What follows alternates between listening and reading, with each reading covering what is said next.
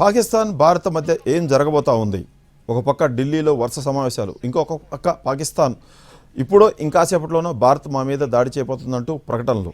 ఈరోజు ఢిల్లీలో కీలకమైన 3 సమావేశాలు జరిగాయి. ఉదయం పూట క్యాబినెట్ కమిటీ ఆన్ సెక్యూరిటీస్ సమావేశం జరిగితే, ఆ తర్వాత సూపర్ క్యాబినెట్గా పిలిచే పొలిటికల్ వ్యవహారాల క్యాబినెట్ కమిటీ సమావేశం జరిగింది. అత్యంత కీలకమైన క్లిష్ట సమయాల్లో మాత్రమే ఇలాంటి సూపర్ క్యాబినెట్ సమావేశం అవుతుంది. 2019లో పుల్వామా దాడి జరిగినప్పుడు 40 మంది జవాన్లు చనిపోయినప్పుడు మాత్రమే ఈ సూపర్ క్యాబినెట్ సమావేశం అయింది. మళ్ళీ ఆ తర్వాత 6 ఏళ్ల తర్వాత ఈ సూపర్ క్యాబినెట్ కమిటీ ఈరోజు సమావేశమైంది. ఆ తర్వాత సాయంత్రం కేంద్ర క్యాబినెట్ సమావేశమైంది. ఈ 3 సమావేశాల్లో కేంద్ర ప్రభుత్వం ఎలాంటి నిర్ణయం తీసుకుంది, ఏం చేయబోతుందన్న విషయాన్ని అధికారికంగాను అనధికారికంగాను ఏ విధంగా కూడా వెల్లడించలేదు. మరోవైపు నిన్న అర్ధరాత్రి పాకిస్తాన్ మంత్రి ఒకరు మీడియా ముందుకు వచ్చారు. భారతదేశం 24 గంటల నుంచి 36 గంటల్లో మా మీద మిలిటరీ యాక్షన్కు దిగిపోతుంది, మా దగ్గర ఇంటెలిజెన్స్ సమాచారం ఉందని చెప్పారు. అటు పాకిస్తాన్, ఇటు భారతదేశం ఒకళ్ళు మించి ఒకళ్ళు వ్యూహాలు ప్రతివ్యూహాలు పొందుతున్నారు. అసలు 2 దేశాల మధ్య ఏం జరగబోతా ఉంది, ఏం జరిగే అవకాశం ఉందనే విషయాల గురించి, ఈ విషయాల మీద ఎప్పటికప్పుడు అప్డేట్ అవుతూ నిష్ణాతులుగా మారిపోయిన ప్రొఫెసర్ నాగేశ్వర గారు మనతో ఉన్నారు. ఆయన అడిగి ఈ పరిస్థితులు, ఈ పరిణామాలు ఎటు దారి తీయబోతున్నాయనే విషయం గురించి ప్రొఫెసర్ నాగేశ్వర గారితో మాట్లాడదాం. నాగేశ్వర గారు నమస్తే. నమస్తే చంద్రశేఖర్ సార్. నమస్తే సార్. ఏం జరగబోతా ఉంది సార్? ఉద్రిక్తత అయితే కనిపిస్తూ ఉంది. భారతదేశం అయితే ఆ రకంగా సన్నాహకాలు చేస్తున్నట్టుగా కనిపిస్తుంది. కానీ ఆ సన్నాహం యుద్ధానికా లేకపోతే మరొకదానికని అర్థం కావడం లేదు. పాకిస్తాన్ అయితే మీరు చెప్తూనే ఉన్నారు, మా ఏకంగా ఒక మంత్రి వచ్చి మా మీద దాడికి భారతదేశం సిద్ధమవుతుందని.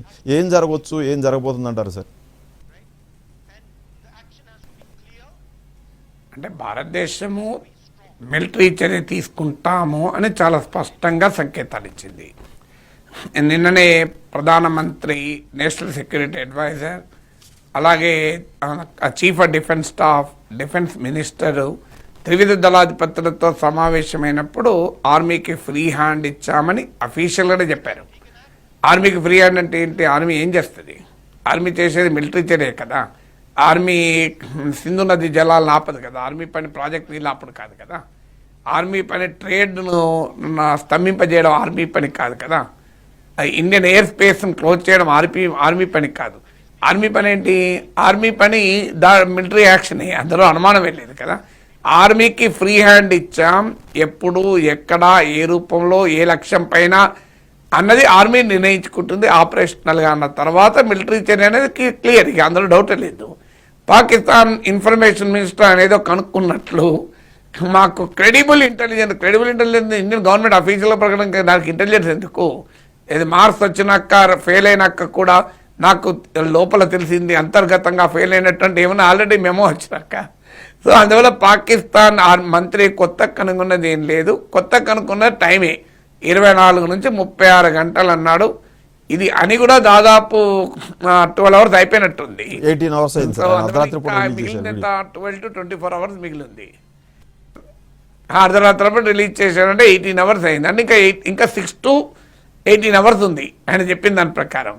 సో అందువల్ల సంథింగ్ విల్ హ్యాపెన్ అనేది డౌట్ లేదు. ఇండియా విల్ స్ట్రైక్ మిలిటరీలీ అనే దాంట్లో డిస్ప్యూట్ లేదు. ఇక ఇది యుద్ధము అని ఇండియా ఎక్కడా చెప్పలేదు. ఇప్పుడే కాదు, పుల్వామా దాడి తర్వాత కూడా ఇండియా యుద్ధం చేయలేదు, మనకు మర్చిపోవద్దు. యూరీ దాడి తర్వాత 2016లో సర్జికల్ స్ట్రైక్ చేశాం. 2019లో పుల్వామా దాడి తర్వాత బాలాకోట్ స్ట్రైక్ చేశాం. అది కూడా యుద్ధం కాదు. భారత ప్రభుత్వం దాన్ని ప్రియంప్టివ్ నాన్ మిలిటరీ స్ట్రైక్స్ అన్నది. క్లియర్గా పదం వాడింది, నాన్ మిలిటరీ అన్నది. మిలిటరీయేతర ముందస్తు దాడులు అని చెప్పింది. సో భారత ప్రభుత్వమే యుద్ధం చేస్తానని ఎక్కడ చెప్పలేదు. యుద్ధోన్మాదం సోషల్ మీడియాలో కనబడుతుంది, టీవీ ఛానల్లో కనబడుతుంది. భారత ప్రభుత్వం ఎక్కడా మేము యుద్ధం చేస్తాం, పాకిస్తాన్ ధ్వంసం చేస్తాం, అంతం చేస్తాం, ఈ కహానీలు భారతదేశం చెప్పదు. పాకిస్తాన్ లాంటి దేశాలు చెప్తాయి. మా దగ్గర అణ్వాయుధాలు ఉన్నాయి, మేము మోహరించి పెడతాం, సంగతి వస్తే మీ మీదకి వస్తాం, నిండుకుండా తునకదంటారు కదా. అసలు ఆ తెలుగు సామెత పాకిస్తాన్కి పంపించాలి. నిండుకుండా తునకదు, భారతదేశం నిండుకుండా, అందుకే తునకడం లేదు. భారత ప్రభుత్వం ఎక్కడా యుద్ధం చేస్తామని చెప్పలేదు. మా దగ్గర అణ్వాయుధాలు ఉన్నాయని ఫోజులు కొట్టలేదు. భారతదేశం ఒకటే చెప్పింది, మాపై దాడి జరిగింది, దీనికి మేము ప్రతీకారం తీర్చుకుంటాం.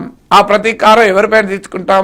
దాడి చేసిన తీవ్రవాదులపైన తీసుకుంటాం. ఆ తీవ్రవాదులకు అండగా ఉండి వెనకాలన్న కుట్రదారులపైన తీసుకుంటామని. ఆ కుట్రదారి ఎవరు అనేది పాకిస్తాన్ తెలుసు, మనకు తెలుసు, ప్రపంచానికి తెలుసు. తెలియనట్టు పాకిస్తాన్ నటిస్తుంది. నటించి వాళ్ళు రకరకాల యాక్షన్లు అంతా వేస్తున్నారు. అందువల్ల ప్యానిక్ ఎవరికి కనబడుతుంది? ఇండియాలో ప్యానిక్ లేదు, పాకిస్తాన్లో ప్యానిక్ ఉంది. పాకిస్తాన్లో ఎంత ప్యానిక్ ఉందంటే తీవ్రవాదుల్ని బంకర్లలో దాస్తున్నారు. ఆర్మీ చీఫ్ అసీం మునీర్ కనిపించడం లేదు, వేరే దేశానికి వెళ్ళిపోయాడన్న వార్తలు వస్తున్నాయి. యునైటెడ్ అరబ్ ఎమిరేట్స్ మీరు మీడియేషన్ చేయమని రిక్వెస్ట్ చేసింది పాకిస్తాన్. సో టెన్షన్ ప్యానిక్ అంతా పాకిస్తాన్ మినిస్టర్ వచ్చి 24 గంటల్లో 36 గంటల్లో మా పైన దాడి చేస్తారు. మరి దాడి చేస్తానని చెప్పుకొని చేతులు ముడుచుకొని ఎందుకు కూర్చున్నారట? దాడి చేస్తే ఊరుకోం, నువ్వు లేస్తే మనుషులంగా అంటే ఎట్లా? నువ్వు లేవరాదే ఎవడద్దు అంటున్నాడు. అందువల్ల క్లియర్గా ప్యానిక్ పాకిస్తాన్లో ఉంది, ఇండియా ప్యానిక్ లేదు. We are a responsible country. So government of ఇండియాకు భారత రాజకీయ వ్యవస్థ ఓపెన్గా మీరు ఏ చర్య తీసుకున్నా మేము మీతో ఉంటామన్నారు. పాకిస్తాన్లో పరిస్థితి ఉందా? ఇమ్రాన్ ఖాన్ జైల్లో ఉన్నాడు, ప్రధాన ప్రతిపక్ష నేత. అసలు బలం ఉంది ఆయనకు. షహబాజ్ షరీఫ్ ప్రైమ్ మినిస్టర్, బలం లేదు. ఆర్మీ చీఫ్కు వ్యతిరేకంగా ఒక 3 మిలిటరీ జనరల్స్ ఇప్పటికే కారాల మీద నడుతున్నారు.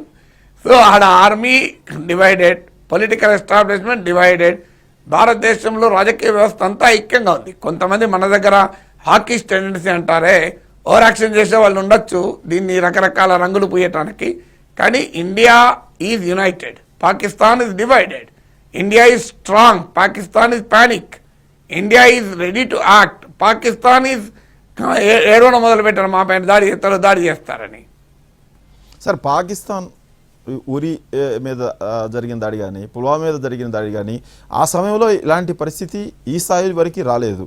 కానీ ఇప్పుడు పరిస్థితి గంభీరంగా ఉంది, ఉద్రిక్తంగా ఉంది. భారతదేశం కూడా ఏదో ఒకటి చేయాలన్న దాంతో ఉంది. బీహార్కి వచ్చిన ప్రధానమంత్రి కూడా చెప్పారు, వాళ్ళని ఎక్కడ ఉన్నా వాళ్ళు వెనక ఎవరున్నా కూడా పట్టుకుంటామని.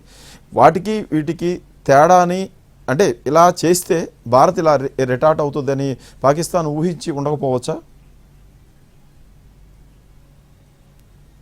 ఎందుకు తెలియదు పాకిస్తాన్? బాలాకోట్ స్ట్రైక్స్ అనుభవం ఉంది కదా, అప్పటికిప్పటికి ఏం తేడా ఉంది? తేడా ఉందని మీరు అన్నారు కానీ ఎక్కడా తేడా లేదు. పుల్వామా దాడి తర్వాత మన నాయకుల స్టేట్మెంట్ చూడండి, ఫాల్గామ్ దాడుల తర్వాత నాయకుల స్టేట్మెంట్ సేమ్, తేడా ఏమీ లేదు.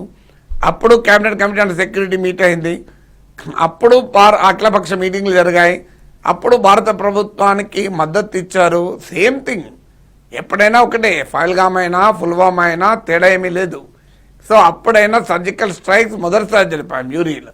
సర్జికల్ స్ట్రైక్స్ ఏంటంటే మన భూభాగంగా మనం చెప్తున్న పాక్ అక్యుపైడ్ కాశ్మీర్లో జరిగాయి కనుక దాన్ని సర్జికల్ స్ట్రైక్స్ అన్నాం.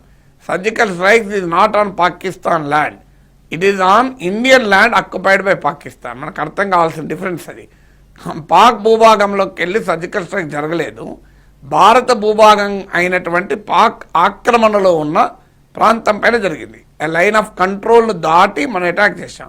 Line of control is not border, line of control military position తీసుకున్న ప్లేస్ మాత్రమే.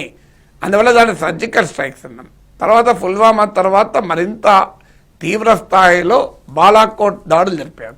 బాలాకోట్ దాడులు రైట్ ఇన్సైడ్ పాకిస్తాన్, అది పాకిస్తాన్లోని ఖైబర్ పఖ్తూన్ఖ్వా రాష్ట్రంలో ఉంది. సో అక్కడ దాడి చేసాం. కానీ దాడి చేసినప్పుడు మనము ప్రిసిషన్ బాంబింగ్ చేసాం. ప్రిసిషన్ బాంబింగ్ అంటే అక్కడ జరుగుతున్న టెర్రరిస్ట్ క్యాంపు మాత్రమే మనం కొట్టాం. అందుకే దాన్ని ప్రియంప్టివ్ నాన్ మిలిటరీ స్ట్రైక్స్ అన్నాం. యునైటెడ్ నేషన్స్ చార్టర్ కూడా దాన్ని అంగీకరిస్తుంది. అంటే ముందస్తు మిలిటరీయేతర దాడులు. మనం పాక్ మిలిటరీని టార్గెట్ చేయలే ఎక్కడా కూడా. ఇప్పుడు కూడా మనం పాక్ మిలిటరీని టార్గెట్ చేస్తామని భారత ప్రభుత్వం ఎక్కడా చెప్పలేదు. అసలు భారతదేశం ఎక్కడా యుద్ధోన్మాదాన్ని ప్రదర్శించడం లేదు. పాకిస్తాన్ గుమ్మడికాయ దొంగ ఎవరంటే భుజాలు తడుపుకోవడమే కాదు, మొత్తం సర్వ అవయాలు తడుపుకుంటుంది. మన గుమ్మడికాయ దొంగ అనకముందే తడుపుకుంటుంది. ఇండియాలో ఎవరు ఇండియన్ సోషల్ మీడియాలో మాత్రమే కూర్చొని, సోషల్ మీడియా దేశభక్తి ఉంటుంది, బయటికి రాను కూడా రారు, కథలు కూడా కదలరు. మళ్ళీ ఆర్మీ బార్డర్ దగ్గరికి కాదు, ఇంట్లో బోల్టులు పెట్టుకొని పండుకుంటారు చూడండి బెడ్రూమ్లలో. వాళ్ళు సోషల్ మీడియాలో యుద్ధం చేయాల్సిందే, అది చేయాల్సిందే, ఇది చేయాల్సిందే అని మాట్లాడుతున్నారు. ఇదంతా వార్ మాంగరింగ్ అంటారు. కానీ ఇండియన్ గవర్నమెంట్ ఎక్కడ వార్ మాంగరింగ్ ఏం ప్రదర్శించలేదు కదా. సో అందువల్ల సర్జికల్ స్ట్రైక్స్, బాలాకోట్ స్ట్రైక్ జరిగాక పాకిస్తాన్ ఊహించదనుకుంటే పొరపాటు. Pakistan knows very well. Pakistan strategy ఒక్కటే, ఇలాంటి దాడులు చేసి భారతదేశం పైన మేం చేయలేదని అబద్ధాలాడి మళ్ళీ దానిపైన ఇండియా ప్రతీకారం తీర్చుకుంటే ఒక చూడు మా పైన భారతదేశం దాడి చేసింది అని. సో దొంగ దొంగ అనడం పాకిస్తాన్కి అలవాటు. ఎప్పుడు అదే ప్యాటర్న్ దాడి చేస్తారు మన పైన, మళ్ళీ మేము చేయలేదంటారు, దానికి ప్రూఫ్లు కావాలంటారు, విచారణ ఇండిపెండెంట్ ఇన్వెస్టిగేషన్ కావాలట, ఇంపార్షియల్ ఇన్వెస్టిగేషన్ అట. సో అని తర్వాత ఇప్పుడు మనం దాడి చేస్తే అయ్యో మా పైన దాడి చేసి అంటారు. ఇప్పుడు ఆల్రెడీ పాకిస్తాన్ మినిస్టర్ మీరు కోట్ చేశారు చూడండి, 24 నుంచి 36 గంటల్లో భారత్ దాడి చేయాలి ఏమంటాడు, the international community should be alive to the fact that the honours depends on India. అంటే భారతదేశం పైన బాధ్యత ఉందట, అంతర్జాతీయ సమాజం గుర్తించాలట. అంటే ఒకవేళ ఇది ఉద్రిక్త పరిస్థితుల్లో దారితీసి పరిస్థితి చేజారితే దానికి భారతే బాధ్యత వహించాలి. ఎందుకంటే వాడు ఏం తప్పు చేయలేదట, మనమే ఉరికి ఎగురుతున్నామట. సో ఇది పాకిస్తాన్ యొక్క జనరల్ ప్లాన్ కదా, ఇలా కొత్తగా చూస్తున్నామా, 40 ఏళ్ళ నుంచి చూస్తున్నాం. ఇదే పని ఎప్పుడు చేస్తారు, ఇప్పుడు వాళ్ళ పని ఇదే. ఫైల్గామ్లో దాడి చేశారు, మాకు సంబంధం లేదన్నారు. ఇప్పుడు మనం ప్రిపేర్ అవుతున్నాం, మాపై దాడి అని మాట్లాడుతున్నారు. కానీ పాకిస్తాన్కి అర్థం కావాల్సిందంటే 2019, 2025 కూడా మారింది పరిస్థితి. World is not believing Pakistan. Pakistan is irrelevant. ఆ రోజు 2021 వరకు అమెరికాకు పాకిస్తాన్ అవసరం అండి. ఎందుకంటే ఆఫ్ఘనిస్తాన్లో తాలిబాన్లను ఎదుర్కోవటానికి అమెరికాకు పాకిస్తాన్ అవసరం అండి. ఇలా అమెరికాకు తాలిబానే మిత్ర సంస్థ అయిపోయింది. తాలిబాన్కి అధికారం ఇచ్చి అమెరికా వెళ్ళిపోయింది. ఇప్పుడు పాకిస్తాన్ అవసరం లేదు ఆఫ్ఘనిస్తాన్లో. తాలిబాన్ ఇలా పాకిస్తాన్ వ్యతిరేకిస్తుంది. ఇంట్రెస్టింగ్ ఏంటంటే Taliban is ready to support India. విచిత్రం ఏంటంటే మనకు మద్దతు ఇవ్వడానికి రెడీగా ఉంది. ఆడ ఇండియా పైన అటాక్ చేస్తే, మనం అటాక్ చేస్తే బెలూచిస్తాన్ నుంచి BLO బెలూచి లిబరేషన్ ఆర్గనైజేషన్ వాళ్ళు వాయించి పడేస్తారు. ఖైబర్ పఖ్తూన్ వాళ్ళు టెహరీకి తాలిబాన్ పాకిస్తాన్ వాళ్ళు వాయించి పడేస్తారు. తాలిబాన్ వాళ్ళు డ్యూరాండ్ ల్యాండ్ మీద వాయించి పడేస్తారు. ఈ పాకిస్తాన్కి ఎవరు మద్దతు ఇవ్వాలి? So Saudi Arabia, United Arab Emirates లాంటి ఇస్లామిక్ కంట్రీస్ మద్దతు ఇవ్వడం మానేశారు. ఆఖరికి తుర్కీయే, ఎడగాన్ కూడా కాశ్మీర్ గురించి ఈ మధ్య మాట్లాడలే, ప్రతిసారి మాట్లాడేవాడు. నిన్న కరాచీలో వాళ్ళ మిలిటరీ కార్గో ఎయిర్క్రాఫ్ట్ దిగింది. అందులో మనం అభ్యంతరం చెప్తే లేదు రీఫ్యూలింగ్ దిగింది, ఆయుధాలు ఏం కాదన్నారు. సో ట్రంప్కి అయితే ఇది 1500 సంవత్సరాల ఇష్యూ అట. ఆయనకు 1947లో పాకిస్తాన్ ఏర్పడిందని కూడా తెలియదు. 1500 ఏళ్ల నుంచి కాశ్మీర్ సమస్య ఉంది అంటాడు ఆయన. సో ఇండియా పాకిస్తాన్ 1500 ఏళ్ళుగా కొట్టుకుంటుంది సరిహద్దు మీద అంటాడు. సో చైనాకు పాకిస్తాన్కు నెక్సెస్ అన్నమాట నిజం. ఎందుకంటే మనము అమెరికా నాయకత్వంలోని చైనా వ్యతిరేక క్వాడ్ కూటంలో ఉన్నామన్నది చైనా కోపం. కానీ వాళ్ళ చైనా కూడా ఇండియా వైపు చూస్తుంది ట్రంప్ను ఎదుర్కోవటానికి. ఆల్రెడీ చైనా కంపెనీలు భారత్ వైపు చూస్తున్నాయి. చైనా ప్రభుత్వం భారత్తో సంబంధాలు కూడా చూస్తుంది. అందువల్ల చైనా మాటల వరకే తప్ప చేతల రూపంలో పాకిస్తాన్కు సహకరించే ప్రసక్తే లేదు. ఎందుకంటే గాల్వాన్ లోయలోనే మన ఉద్రిక్తతలు తగ్గించుకున్న చైనా ఇప్పుడు ఇస్లామాబాద్ సపోర్ట్ చేస్తుందా? పాకిస్తాన్కి ఇవాళ ప్రపంచంలో ఎవడు సపోర్ట్ చేసేది లేదు. India is powerful nation, India is responsible country. ఇండియాతో పని ఉంటుంది, పాకిస్తాన్తో ఏం పని ఉంటుంది ప్రపంచానికి?